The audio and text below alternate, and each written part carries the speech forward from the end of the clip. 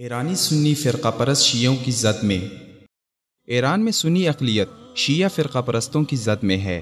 ایرانی سنیوں کو قدم قدم پر دباؤ میں رکھنے اور ان پر اپنی برتری جتانے کے لیے ایرانی ملائی حکومت کے کارندے مختلف ہتھ کنڈے اپناتے ہیں۔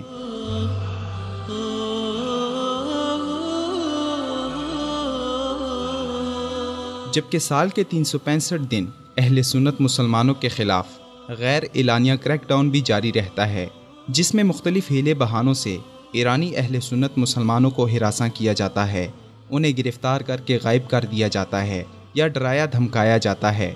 یہ سلسلہ اب اس قدر بڑھتا چلا جا رہا ہے کہ خود ایران کے اندر اس کے ذریعے فرقہ وارانہ شرنگیزی اور بغاوت کی راہیں ہموار ہو رہی ہیں۔ ایران میں اہل سنت مسلمانوں کے ساتھ مسلسل ناانصافیوں اور ناروا سلوک کی وجہ سے وہاں کا باشعور طبقہ ایرانی ملائی نظام کا مخالف ہو گیا ہے۔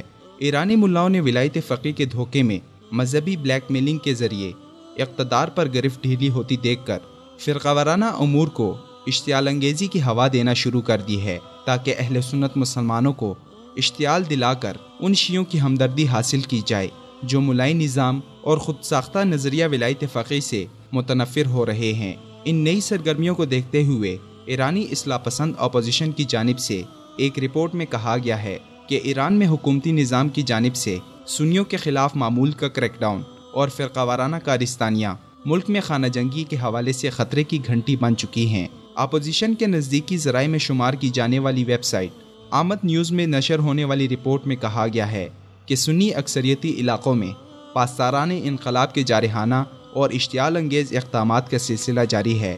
رپورٹ کے مطابق ملک کے جنوبی علاقوں بالخصوص سیستان، بلوچستان اور خراسان کے صوبوں میں پاسداران انقلاب کی مذہبی شخصیات اور اداروں کی سرگرمیوں میں بدستور اضافہ ہو رہا ہے۔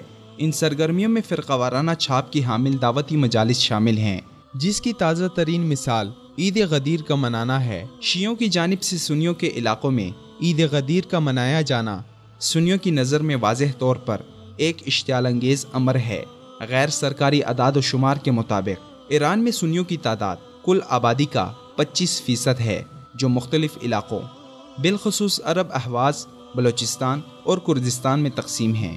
اسی طرح ایرانی نظام پر سنیوں کو الگ تھلگ کرنے کے علاوہ سنی صوبوں میں ترقیاتی امور کو معطل کرنے کا سلسلہ بھی عرصے سے جاری ہے۔ ایرانی حکام کے ناروا سلوک اور بے مروتی سے عاجز آ کر ایرانی اہل سنت مسلمان اس نظام سے چھٹکارے کے لیے آواز تک نہیں اٹھا سکتے، کیونکہ ایران میں ولایت فقیہ کا نظام ایک آمرانہ طرز کا نظام ہے، جس کے خلاف کسی بھی قسم کی رائے زنی اور اختلافی موقف پر پابندیاں عائد ہیں۔ اگر کسی سنی کی جانب سے ایرانی نظام کی ناکامی اور جانبداری پر آواز اٹھائی جائے تو اسے ملک دشمن اور غدار قرار دے کر پھانسی دی جاتی ہے۔ ایران میں دی جانے والی بے دریغ پھانسیوں میں اکثر ان لوگوں کو پھانسیاں ملیں جن کا تعلق اہل سنت مسلمانوں سے تھا اور انہوں نے اس نظام کی مخالفت اور ظلم کے خلاف آواز اٹھائی تھی۔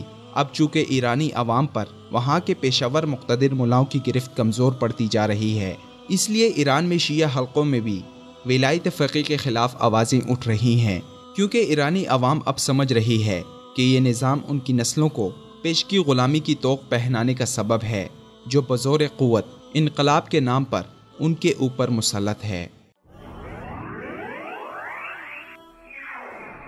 وصال اردو، اندھیری رات میں ایک روشن چراغ۔